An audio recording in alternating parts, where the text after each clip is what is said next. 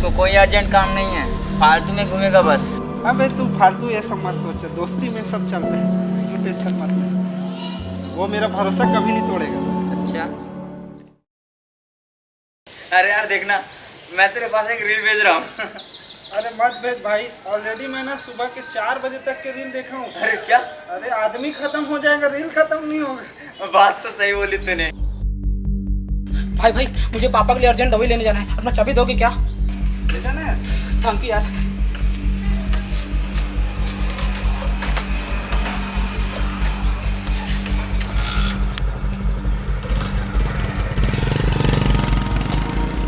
अरे क्या यार भाई, तूने आज फिर उसको गाड़ी दे दिया?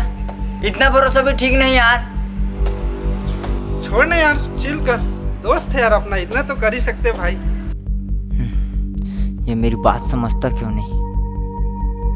कुछ भी करके इसे समझाना पड़ेगा।